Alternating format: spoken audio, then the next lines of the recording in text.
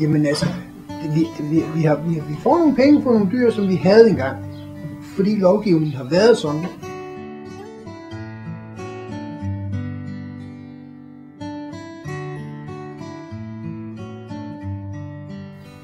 Jamen det har da betydet, at vi har haft en bedre økonomi. Ikke? Sådan er det jo bare, ikke også? Altså, vi har taget den med, fordi der er muligheden for den.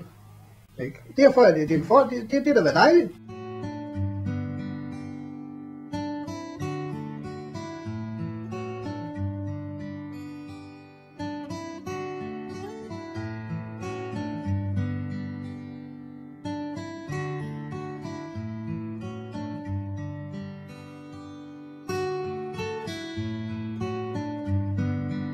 EU-støtten, jamen det var da dejligt at få, fordi det var sådan set overskud.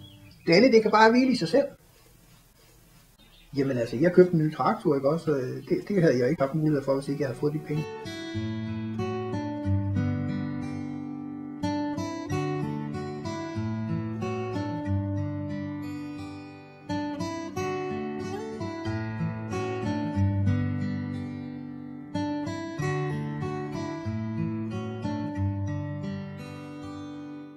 Dengang vi fik den første ko, var der ikke noget, der hed ammekopræmie. Det kom først senere. Vi fik ikke køer på grund af, at man kunne få præmie til dem. Det gjorde vi ikke.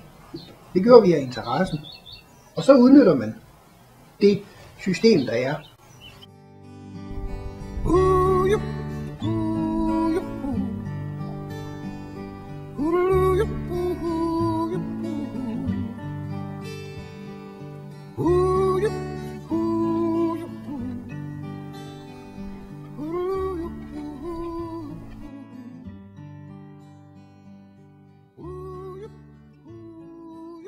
Køber man en ny traktor, ikke også? Køber man et redskab, eller...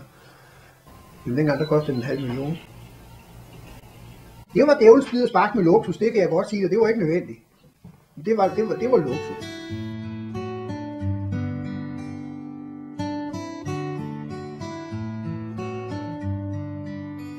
Vi bliver på ejendommen, og vi beholder jorden, men vi lægger det hele ud med græs. Og så skal det være natur. Fordi så kan vi få højere tilskud. Det lyder fuldstændig åndssvagt. Men vi kan få flere penge for at ligge inde på sofaen, end vi kan ved at ligge og køre rundt ude på marken.